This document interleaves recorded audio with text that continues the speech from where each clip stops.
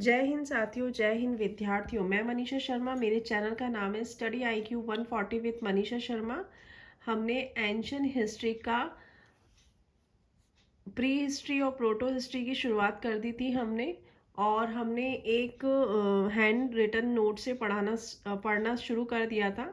आज जो है हमारा नोट्स 2 है, जिसमें हम मध्य पुरापाषाण काल को देखेंगे। ये बहुत ही इम्पोर्टेंट टॉपिक है। अब इसमें ये है मध्य पुरापाषाण देखेंगे, जिसका परिचय है। इसको भी 3 नामों से जाना जाता है। पहला है फलक संस्कृति, खुरचनी, फलक संस्कृति को खुरचनी स्कैपर, वैदक संस्कृति भी कहते हैं।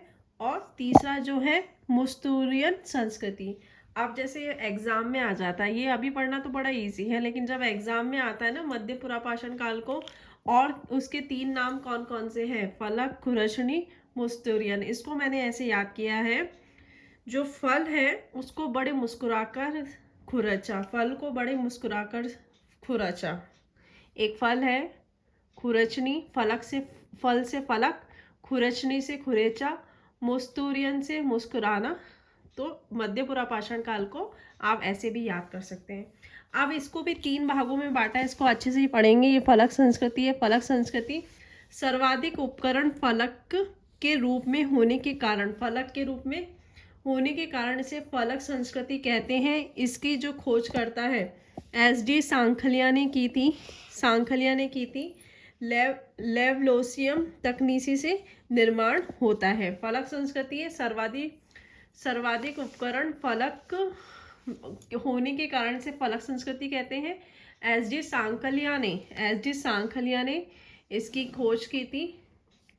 लेवलोसियन तकनीसी से निर्माण होता है। फिर दूसरा है खुरचनी या स्कैपर यहाँ पर सर्वाधिक उपकरण खुरचनी या वैदक से प्राप्त होते हैं, इसलिए इसको वैदक संस्कृति भी कहते हैं। तीसरा है मुस्तूरियन संस्कृति।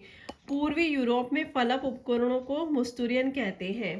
पूर्वी यूरोप में फलक उपकरणों को मुस्तूरियन कहते हैं। आपसे पूछ ले मध्य पुरापाषाण काल के 3 नाम कौन कौन से हैं। आपको मैंने ट्रिक बताई है, फल को मुस्कुराते हुए खुरेचा। फल को मुस्कुराते हुए, फलक से आप फल याद करना, खुरचनी से खुरेचा, और मुस्तूरियन से मुस्कुराकर। ठीक है साथियों, अब हम पढ़ेंगे मध्य पुरापाषाण काल और निम्न पुरापाषाण में क्या अंतर था। तो मध्य पुरापाषाण काल में छोटे और तेज धार वाले उपकरण मिले। देखो, जब अपन पढ़ते हैं ना, जैसे जैसे हम प्रगति की तरफ बढ़ते हैं, तो जो बड़ा चीज होती है वो उसका छोटे आकार में बनना स्टार्ट हो जाता है। छोटे और तेज धार वाले उपकरण मिले, और यहाँ पे बड़े और कम धार वाले उपकरण थे। यहाँ पर छोटे थे, यहाँ बड़े थे, तेज धार थे, कम धार। जैस्पर, फ्लीट, चैल्सडनी से उपकरण बनाए गए थे, और जबकि यहाँ पर क्वार्ट्जाइट से बनाए जाते थे। ये इंपॉर्टेंट है, इसमें पूछ सकते हैं जो मध्य पुरापाषाण काल से उपकरण किस किस से बनाए जाते थे, तो आपको पता होना चाहिए। जैस्पर, फ्लिट, चैल्सडनी से उपकरण बनाए गए, जबकि क्वार्ट्जाइट से बनाए गए हैं आपके निम्न पुरापाषाण काल में। यहाँ पे खुरचनी और वैदक है, और जबकि निम्न पुरापाषाण काल में चापर, चौपर, पैबुल, एशुलियन प्रकार के उपकरण है। अपन ने पढ़ा था ना, वो नदी की गति के साथ वहे एक धार वाले, तो वो चापर है, और 2 धार वाले चौपर है, और एशुलियन, ये हमने देखे थे। ये इंपॉर्टेंट है, आपको पता होना चाहिए। हम मध्य पुरापाषाण काल देख रहे हैं, तो इसमें हमने इतना पढ़ा। आगे हम देखते हैं मध्य पुरापाषाण काल के प्रमुख मध्य पुरापाषाण काल के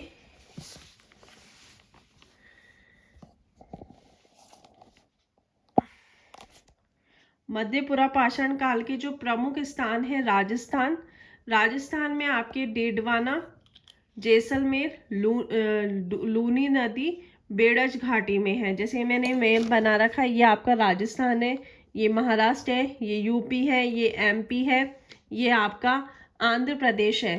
तो राजस्थान में कौन कौन सा है आपका, डीडवाना है, जैसलमेर है, लूनी नदी है, भेड़ज घाटी है। महाराष्ट्र में नेवासा संस्कृति जिसे एसडी सांखलिया पाठने चक्री संस्कृति भी कहते हैं।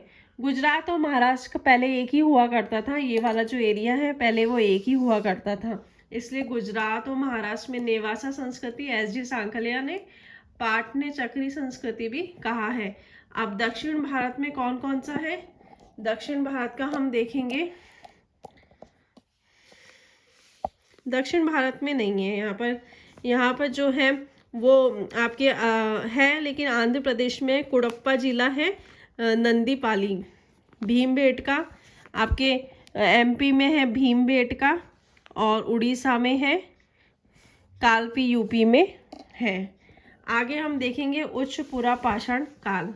उच्च पुरापाषाण काल को हम ब्लेड प्यूरिन संस्कृति भी कहते हैं, मैग्डेलियन संस्कृति भी कहते हैं, चाकू संस्कृति भी कहते हैं। जबकि मध्य पाषाण काल में हमने फल को मुस्कुराते हुए खुरेचा था, फलक संस्कृति, खुरेचनी, मुस्तुदियन संस्कृति। अब यहाँ पर क्या है, उच्च पुरापाषाण काल में ये पूछ लेते नाम, उच्च पुरापाषाण काल की कौन सी संस्कृति का नाम नहीं है।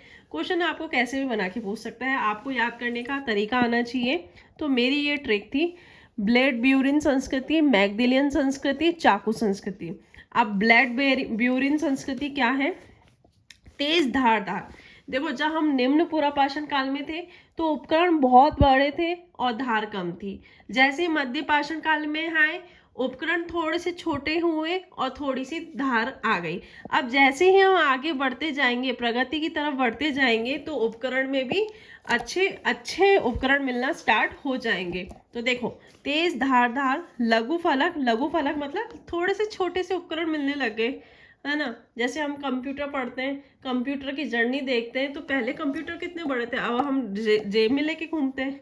तो ऐसे ही इनका विकास हुआ। तेज धारदार लघु फलक प्रकार के उपकरण जो कि चाकू जैसे है, जैसे चट, जैस्पर, प्लेट से बनाए जाते थे। ये ब्लेड ब्यूरिन संस्कृति। अब ब्लेड है जिसपे जैसे चट, जैस्पर, प्लेट। मैग्डेलियन संस्कृति चकमक पत्थर,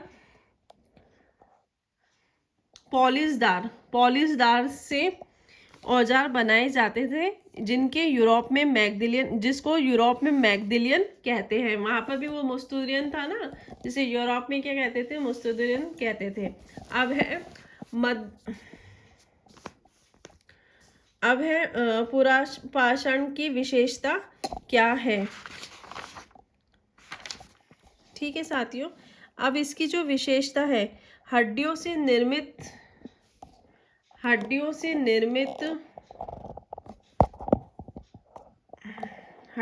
निर्मित उपकरण मिले हैं। आंध्र प्रदेश के मुश्तला मनुगवी क्षेत्र से प्राप्त हुए हैं। दूसरा है चकमक पत्थर का उपयोग हुआ है। तीसरा है मानव बुद्धिमान हो गया है। यहाँ पर होमोसेपियस आपका क्या बोलते हैं, ये उच्च पुरापाषाण काल का ही है, और मानव बुद्धिमान हो गया था। चित्रकारी के प्रमाण मिले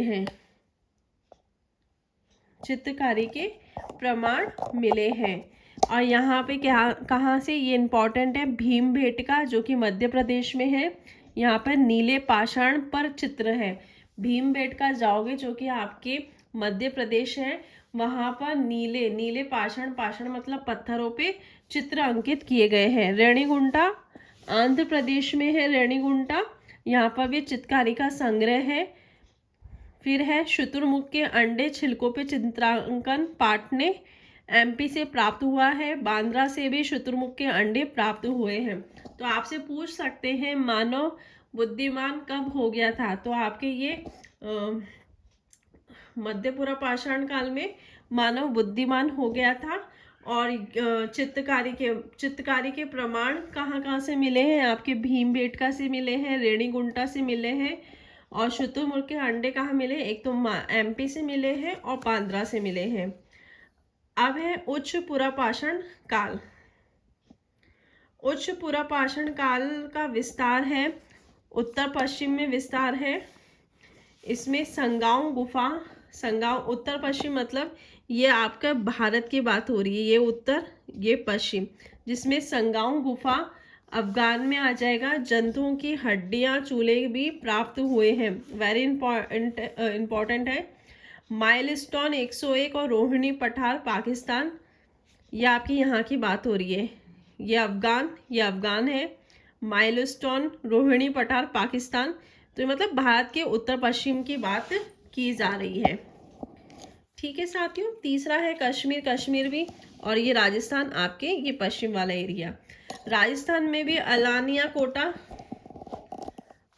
कोटा की बात होगी, बूढ़ा पुष्कर और हरसोरा, अलवर, बैराट।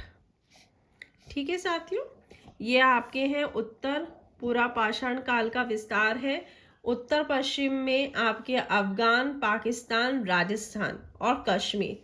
और मध्य प्रदेश में विस्तार है, मध्य प्रदेश में विस्तार है आपके बागोर, जोन नदी के किनारे है। और जी.आर. शर्मा ने खुदाई की थी, जी.आर. शर्मा ने खुदाई की थी। दूसरा है भीमबेटका, भीमबेटका भी, भीमबेटका बहुत ही इंपॉर्टेंट है, जो कि मध्य प्रदेश में है। हमने देखा था भीमबेटका में जो चित्रण किए गए हैं वो नीले पाषाण पे किए गए हैं, आप देख सकते हैं। बागोर, जोन नदी के किनारे जी.आर. शर्मा ने खुदाई की थी, भीमबेटका। फिर है आंध्र प्रदेश, कुन्नुल गुफाएं मिली है। कुन्नुल गुफा में वेरी इंपॉर्टेंट है, कुन्नुल गुफा में आपका मानव अस्तित्व के प्रमाण मिले हैं। अग्नि का प्रमाण मिला है, देखो अब तक अपने अग्नि की बात नहीं की थी, यहाँ पे अग्नि के प्रमाण मिले हैं, राख मिली है, हड्डियों के मन के मिले हैं और खोपड़ी मिले हैं। तो ये आंध्र प्रदेश बहुत ही इंपॉर्टेंट है। ये आपका है उच्च पुरा पाषाण काल का। और कौन सी गुफा है? कुन्नुल गुफा। कुन्नुल गुफा में क्या मिला है? मानव, अग्नि, राख, हड्डियों के, मन के। अब देखो कुन्नुल गुफा है, इसको याद करने का तरीका है, मानव गुफा में रहता था, मानव रहेगा तो आग का प्रयोग भी करेगा, आग का प्रयोग करेगा तो वो उसकी एक जीवन रेखा होगी, कभी तो मरेगा। जब वो मर गया तो उसकी हड्डियां भी मिली, खोपड़ी मिली, आग का प्रयोग करते करते क्या पता वो जल गया हो तो उसके अग्नि के प्रमाण भी मिले, राख भी मिली। ठीक है साथियों। अब दूसरा आंध्र प्रदेश का, कभी कभार ये पूछ सकते हैं मिलान में मुश्तला कौन सी जगह है? मुश्तला जो है कौन से काल का क्षेत्र है? तो ये आपका उच्च पुरापाषाण काल का है और कहाँ पर है? आंध्र प्रदेश। ये आपको मिलान में पूछ सकते हैं। यहाँ पे क्या है? हड्डियों के उपकरण मिले हैं और चूल्हे मिले हैं। देखो उच्च पुरापाषाण काल के आपको 3 याद करना है। एक तो कुन्नुल की गुफा मिली है, दूसरा है मुश्तला, तीसरा है नुलगुंडुल। तो यहाँ मानव चित्र बने हैं, नुलगुंडुल मानव चित्र बने हैं। ये थे आपके एपी बोले तो आंध्र प्रदेश। आंध्र प्रदेश के 3 कौन कौन से हैं? कुन्नुल गुफा, दूसरा मुश्तला, तीसरा है नुलगुंडुल। ठीक है साथियों, कुन्नुल गुफा का मैंने आपको बताया था, मानव गुफा में रहता था तो रहेगा तो उसके अग्नि का प्रयोग भी करेगा, उसकी जीवन रेखा एक निश्चित होगी। तो वो अग्नि से जल के मर गया तो खोपड़ी मिली, खोपड़ी और राख मिली। तो ये सब कहाँ है? कुन्नुल गुफा में है। ठीक है साथियों। अब है कर्नाटक, कर्नाटक से भी मिला है शोरापुर दोआब। 5वां है महाराष्ट्र, इमाम गांव। ये यहाँ पर इनसे जो क्वेश्चन बनते हैं वो मैच फॉलोइंग में बन जाते हैं। कौन सा क्षेत्र कौन से क्षेत्र का है? सत्य पूछ लेता, सत्य पूछ लिया, नहीं है, ये ऐसे क्वेश्चन बनते हैं। ठीक है। गुजरात का विस्ती। अब है पूरा पाषाण काल की विशेषता, आखेटक। आखेटक क्या होता है? एक स्थान से दूसरे स्थान जाने वाला व्यक्ति आखेटक। स्थायी आवास नहीं था। क्योंकि आप देखो साथियों, अगर जब मनुष्य एक स्थान से दूसरे स्थान पर भ्रमण करेगा और उसका कोई निश्चित स्थान नहीं होगा, तो निश्चित स्थान तभी होता है जब मनुष्य खेती करता है, कृषि करता है, आवास बनाता है। तो आखेटक उसे कहा है एक स्थान से दूसरे स्थान पे घूमते रहना या भ्रमण करना। स्थायी आवास नहीं है।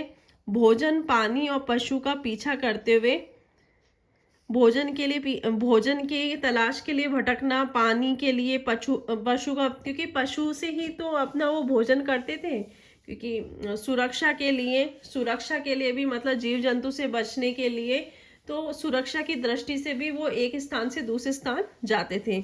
कृषि और पशुपालन नहीं था। क्यों नहीं था? क्योंकि जो मानव था वो एक स्थान पे टिक के नहीं रहता था। जब वो एक स्थान पे निश्चित रूप से नहीं रहता था तो वो कृषि नहीं कर पाता था, पशुपालन नहीं कर पाता था। जब वो एक स्थान पे रहना लगा तब से उसने कृषि की शुरुआत करी थी। तो पूरा पाषाण काल की सबसे विशेषता यही कि कृषि और पशुपालन नहीं करता था। वो भोजन की तलाश में एक स्थान से दूसरे स्थान पे भटकता था। उत्पादक नहीं था, संग्रहण नहीं था, क्योंकि जब वो घर में ही नहीं रहता था, एक जगह नहीं रहता था, वो ये सब चीजें नहीं करता था। मंद भांड से भी परिचित नहीं था। परिवार, समाज, संस्थाएं नहीं थी। अग्नि से परिचित नहीं थे। इस कारण वो कच्चा मांस खाते थे। ये पूरा पाषाण काल की विशेषता है। क्या विशेषता है, इनको हम वापिस से दोहराएंगे। आखेटक क्या होता है? एक स्थान से दूसरे स्थान में जाने वाला व्यक्ति, उसका स्थायी आवास नहीं था। स्थायी आवास नहीं होने की वजह से वो भोजन की तलाश में, पानी की तलाश में, पशुओं के मांस की तलाश में और सुरक्षा की दृष्टि से वो पीछा करता था। वो इसलिए एक स्थान से दूसरे स्थान भ्रमण करता था। कृषि और पशुपालन नहीं था, उत्पादक नहीं था, संग्रहण नहीं था, मंत्र भांड से भी परिचित नहीं था, परिवार, समाज, संस्थाएं नहीं थी, अग्नि से परिचित नहीं था। ये क्वेश्चन अग्नि वाला इंपॉर्टेंट है। पूरा पाषाण काल में अग्नि से परिचित थे नहीं, इस कारण वह कच्चा माल खाता था। वनों की खाल पहनते थे। अब है पूरा पाषाण काल का विस्तार। अब ये है प्लीस्टोसीन काल से हिमयुग आया था। पूरी पृथ्वी हिम के चादर से ढक गई थी। भारत का पूरा पाषाण इसी हिमयुग में था। ये एलपी ये है, मतलब निम्न पूरा पाषाण काल पूरा हिमयुग था। मध्य पूरा पाषाण काल हिमयुग थोड़ा कम हुआ। उत्तर पूरा पाषाण काल हिमयुग समाप्त, लेकिन बड़ा नहीं। कश्मीर की बजाय गर्म क्षेत्रों में जैसे राजस्थान, दक्षिण भारत में ज्यादा लोग बसने लग गए, क्योंकि वो हिमयुग थोड़ा कम होने लग गया था। ठीक है साथियों, ये हमने देखा था मध्य पूरा पाषाण काल और उच्च पूरा पाषाण काल। आगे हम देखेंगे मध्य पाषाण काल। ठीक है, इसमें हम देखेंगे परिचय, नामकरण, औजार। जैसे हमने देखा था पूरा पाषाण काल में देखा था, ऐसे ही हम मध्य पाषाण काल में भी देखेंगे। इसका प्रसार क्षेत्र, विशेषताएं, जिसमें हम पहले देखते हैं नामकरण। इसे संक्रमण काल भी कहते हैं। ये पूरा पाषाण काल और नव पाषाण काल के मध्य का काल है। दोनों की सामान्य विशेषताओं से युक्त है, क्योंकि देखो एक काल बीत रहा था और एक काल की शुरुआत हो रही थी, इसी कारण इसको संक्रमण काल भी कहते हैं। मध्य पाषाण एसीएल कलाइदल द्वारा मिर्जापुर के मोहराना से 1867 में ऐसे उपकरण प्राप्त हुए हैं जो न पूरा पाषाण काल के थे न नव पाषाण काल से संबंधित थे। इस कारण इस हेतु मध्य पाषाण काल नाम दिया है। ठीक है, एसी कलाइयल,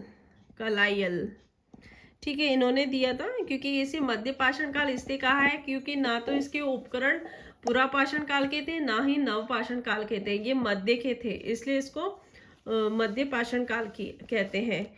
माइक्रोलिथिक काल, इस काल के औजार आकार में अन्य काल की तुलना में अत्यंत लघु रूप थे।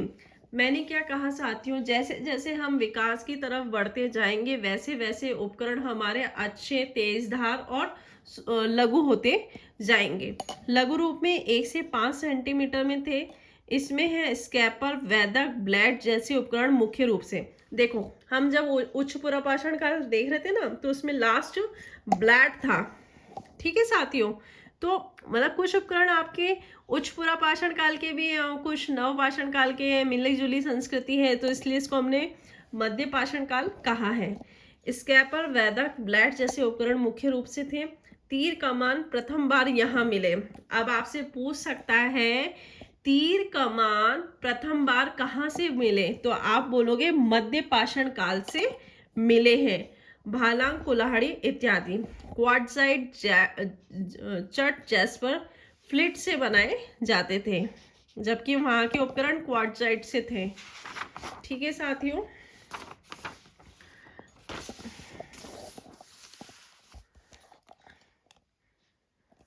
अनुपुरा पाषाण और आद्य नवपाषाण भी कहा है। ये जो जो कहा है वो मैं बता रही हूँ। मध्य पाषाण काल को अनुपुरा पाषाण काल या आद्य नवपाषाण काल भी कहा है। पुरा पाषाण काल हिमयुग प्लीस्टोसिन काल की समाप्ति के बाद होलिसिन काल आरंभ हुआ था। अपन कह रहे थे ना, जैसे जैसे हिमयुग समाप्त हो रहा था, ठीक है, लोग गर्म प्रदेश में रहना स्टार्ट कर दिया था। अब देखो मैंने एक चित्र बना रखा है, यहाँ पे झोपड़ी है, आग है ना, तीर कमान है, जल है। मतलब आपको क्या देख रहे हैं, ये झोपड़ी देखते ही आवाज दिखते क्या होगा कि मनुष्य में स्थायी जीवन की तरफ बढ़ने लग गया था। तो हम ये आगे देखेंगे। अतः मध्य पाषाण काल भूगोल के होलिसिन काल से संबंधित है। पर्यावरण परिवर्तन देखने को मिलते हैं। नदियां का गर्मी, वर्षा, वनस्पति, जल स्तर बढ़ने लग गया था। अब इसका प्रसार क्षेत्र देखेंगे, जिसमें राजस्थान का आपका बागोर है, वेरी इंपॉर्टेंट है, तिलवाड़ा है, बाड़मेर, सोजत। मध्य प्रदेश का है आपका आदमगढ़, भीमबेटका आपके उच्चपुरा पाषाण काल में भी था। और उत्तर भारत ये बागोर, सेकिन, सोन नदी। उत्तर भारत का है यूपी का है आपका चौपानी माथो, फिर है सराय नहाराय, महदहा, दमदमा। ये पूछ लेते हैं, ये इसमें मैच फॉलोइंग में पूछ लेते हैं। यूपी के कौन कौन से प्रदेश है, बिहार के, ये बिहार का पैसरा, बंगाल का है वीरभालपुर, और उड़ीसा अकेला। तो ये आपको पता होना चाहिए कि मध्यपुरा पाषाण काल के कौन कौन से स्थान है। तो राजस्थान का आपका बागोर, तिलवाड़ा, सोजत, मध्य प्रदेश का आदमगढ़, भीमबेटका, बागोर, सेकंड। उत्तर भारत का यूपी का चौपानी माथो, सराय नहाराय, महदहा, दमदमा, बिहार का पैसरा, बंगाल का है वीरभालपुर, और उड़ीसा। आगे हम एक एक का देखेंगे। पहले हम देखेंगे बागोर। बागोर की क्या विशेषता है। बागोर ये आपका राजस्थान में है, महासती टीले के ऊपर आया हुआ है, ये भीलवाड़ा में है। बागोर आपके राजस्थान में, वेरी इंपॉर्टेंट, इसमें से क्वेश्चन आ चुका है, फर्स्ट ग्रेड में क्वेश्चन पूछ चुके हैं। ये भीलवाड़ा बनास की सहायक नदी कोठारी के किनारे अवस्थित है। 1967 और 69 खोज करता है वीरेंद्र नाथ मिश्र, जिसे हम BN मिश्र द्वारा प्लेशली के सहयोग से उत्खनन हुआ है। मध्य पाषाण काल, ताम पाषाण काल, लोह युग के साक्ष्य प्राप्त हुए हैं। सर्वाधिक आपसे क्वेश्चन ये पूछ सकता है, कौन सा ऐसा स्थान है जहां मध्य पाषाण काल, ताम पाषाण, लोह युग के साक्ष्य प्राप्त हुए हैं। वो है आपका बागोर। कौन सा क्षेत्र है, बागोर। कसाई खाने के साक्ष्य, कहीं पशु के साक्ष्य। इस आधार पे यह माना गया है कि पशुपालन के प्राचीनतम साक्ष्य यही है, क्योंकि आपको पता है जब कसाई खाना मिलेगा, पशु के साक्ष्य मिलेंगे, तो इसके आधार पे हम कह सकते हैं कि पशुपालन के प्राचीनतम साक्ष्य कहाँ मिलेंगे, बागोर में मिलेंगे। क्योंकि आपको पता है कि पहले का जो मानव है वो पशु मांस खाता था, इस वजह से। मानव कंकाल जिनके गले में हड्डी के उपकरण मिले हैं, ऐसा कौन सा स्थल है जहां मानव कंकाल मिला है और गले में हड्डी के उपकरण मिले हैं, वो है बागोर से। पत्थर के फर्श, सिलबट्टे, आटा चक्की प्राप्त हुई। ये आटा चक्की आगे बहुत आएगी। पत्थर के फर्श, सिलबट्टे और आटा चक्की प्राप्त हुए। मध्य पाषाण काल का सबसे विस्तृत क्षेत्र है। इंपॉर्टेंट भी ये क्वेश्चन पूछ लेते हैं। इसमें से आपका इंपॉर्टेंट ये है कि मध्य पाषाण काल, ताम पाषाण काल और लोह युग के साक्ष्य सबसे ज्यादा कहाँ से मिले हैं, वो है आपके बागोर से। पशुपालन के सबसे ज्यादा साक्ष्य कहाँ से मिले हैं? बागोर से, क्योंकि वहां आपको पता है पशु के साक्ष्य मिले हैं, कसाई खाना मिला है, इस आधार पे कहा है और सबसे विस्तृत क्षेत्र है। अब हम देखेंगे आदमगढ़। आदमगढ़ ये भी आपके एमपी में है और बागुर जो था वो आपके भीलवाड़ा राजस्थान में था। ये होशंगाबाद एमपी में है। खोज है मनोरंजन घोष 1922 में की थी। एक आदमगढ़ मतलब अपन बोलते ना बड़ा मानव, वैसा मानव जिसको देख के लोग हंसते हैं, तो मनोरंजन घोष ने की थी। याद करने की दृष्टि से बता रही हूँ, ऐसा कुछ नहीं है। तत्पश्चात 1964 में आरवी जोशी द्वारा उत्खनन किया गया। आरवी जोशी, ये नाम बड़े इंपॉर्टेंट है, ये भी मैच फॉलोइंग में पूछ लिए जाते हैं। प्राचीनतम पशुपालन के साक्ष्य मिले। अब ये बागोर के बाद दूसरा स्थान है। अब इसमें क्वेश्चन बताइए क्या पूछ सकते हैं, पशुपालन के साक्ष्य स्थल कौन कौन से हैं, निम्न में से कौन सा नहीं है? सत्य असत्य पूछ लेता है नहीं है पूछ लेता है। तो देखो बागोर फर्स्ट नंबर पे है, सेकंड आदमगढ़ है। प्राचीनतम पशुपालन के साक्ष्य मिले हैं। 25,000 के आसपास माइक्रोलिथ मिले हैं। जंगली जानवर जैसे खरगोश, हिरण और पालतू जानवरों की हड्डियां प्राप्त हुई है। आदमगढ़ में गुफाएं जहां चित्र बने हैं। ठीक है साथियों, हमने बागोर देखा, आदमगढ़ देखा, यहाँ पर प्राचीनतम पशुपालन के साक्ष्य मिले हैं, जिसमें फर्स्ट नंबर पे आपके बागोर है और सेकंड पे आपके आदमगढ़ है। अब सबसे इंपॉर्टेंट जो है वो है भीमबेटका। भीमबेटका 1957 में विष्णु श्रीधर वांकणकर द्वारा होशंगाबाद में खोज की गई थी। यहाँ चित्रित गुफाएं हैं जो 10,000 साल पुराने चित्रों से युक्त है। अब आपसे पूछ रहे चित्रित गुफाएं कौन से स्थान पे है? वो है आपके भीमबेटका, होशंगाबाद। विष्णु श्रीधर वांकणन द्वारा होशंगाबाद में इसकी खोज की गई थी।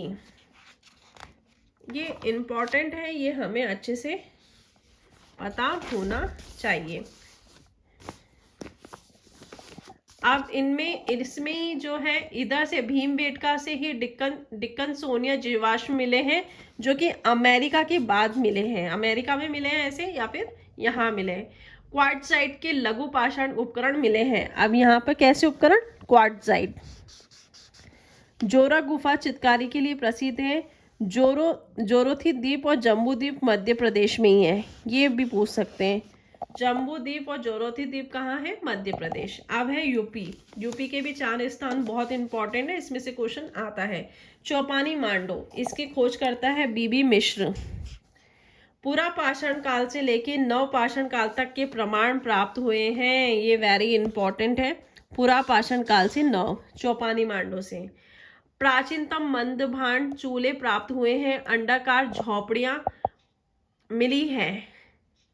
इस आधार पे कहा गया है यहाँ दुनिया की प्राचीनतम मानव बस्ती विकसित होने के प्रमाण मिले। ऑब्वियसली जब पूरा पाषाण काल से नव पाषाण काल के साक्ष्य